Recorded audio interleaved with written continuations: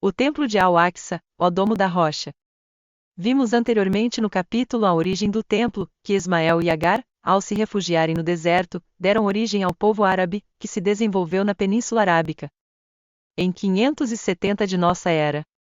Nasceu em Meca, Maomé, que teve a revelação do Alcorão pelo arcanjo Gabriel, estabelecendo os fundamentos da religião islâmica, a qual foi rapidamente disseminada tanto para o Oriente, chegando à Índia, como para o Ocidente, tomando todo o norte da África.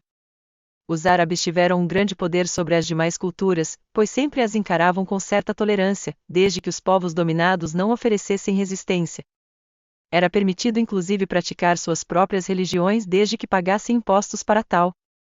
Esse clima inicial de aceitação permitiu a absorção de um conhecimento diverso, o qual foi incorporado à cultura árabe, desenvolvendo-se na filosofia, na medicina, na matemática, na astrologia, produzindo uma classe de cientistas, arquitetos, artistas, poetas e sábios que floresceram, sendo uma época dourada de sua civilização, enquanto que a Europa, por exemplo, estava mergulhada na mais profunda ignorância e atraso, imperando um sistema em que todos viviam com seus destinos nas mãos dos senhores feudais. Os monastérios cristãos eram exceções, pois ainda mantinham alguma luz do conhecimento. Maomé morreu no ano de 632, sendo sucedido pelo sogro, Abu Bakr, que veio também a morrer depois de 2 anos, sendo que o califado foi transmitido a Omar, genro de Maomé, determinando a divisão entre sunitas, seguidores das sunas, que são as palavras do Alcorão, e xiitas, ou aqueles que seguem a figura do imã, que é a linhagem consanguínea de Maomé, portanto de sua filha primogênita Fátima e seu marido Ali, legítimo herdeiro na condução do império. Essa dissidência perdura até hoje.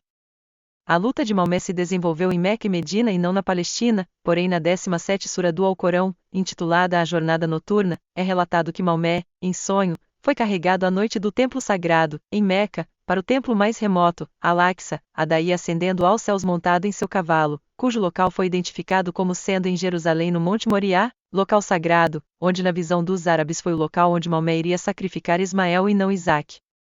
Justamente no mesmo local em que o templo hebreu havia sido construído, mas destruído 600 anos antes pelos romanos, Omar ordenou a construção de uma mesquita no Monte Moriá, sendo que no final do século VII, viria a ser reconstruído um novo templo, o quarto, que é o Templo de Omar, o Templo de Al-Aqsa, ou o Domo da Rocha, que se encontra intacto até hoje. No ano de 710 na Espanha, o reino de Toledo foi usurpado por um déspota visigodo chamado Rodrigo, que tomou o reinado após uma luta com Áquila, o filho do rei que havia morrido. Áquila se refugiou no norte da África que era dominado pelos árabes e pede ajuda ao califa para que o auxiliasse na retomada de seu reino. Naturalmente os árabes, que já se interessavam em invadir a Europa, e diante do apelo de Áquila, se colocaram em marcha, sendo feita a invasão da Península Ibérica adentrando-se pelo Estreito de Gibraltar e tomando Toledo, sob o comando do general Abu Tarek, Jebel em árabe a montanha e o local da invasão passou a chamar Jebel Tarek, montanha de Tarek, daí a origem do nome de Gibraltar. Mas os árabes não ficaram somente na região de Toledo, tendo incursionado e expandido seus domínios para toda a região compreendida pela atual Espanha e Portugal, estabelecendo o Emirado de Córdoba. Como não encontraram grandes resistências, eles foram seguindo para o norte, ultrapassando os Pirineus e chegando até Poitiers no oeste de França, região distante das divisas com o norte da Ibéria. Nesses tempos, a França era formada pela dinastia dos Merovingios, que se iniciou com Clovis e indo até Carlos Martel. Carlos Martel, encorajado pelo Papa, aplicou um golpe de Estado e acabou com a dinastia merovingia, fundando a nova dinastia dos Carolíngios.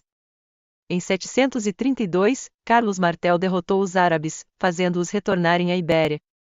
O seu filho Carlos Magno, posteriormente como rei, empreenderia a luta contra o Islã na Europa. Os árabes permaneceram na Ibéria até a expulsão definitiva em 1492, mas Portugal já havia sido reconquistada por Dom Afonso III, em 1249, com a conquista definitiva do Algarve. Mas os quase 800 anos de domínio árabe em todo o sudoeste da Europa, havia aprofundado ainda mais o processo feudal no restante da Europa.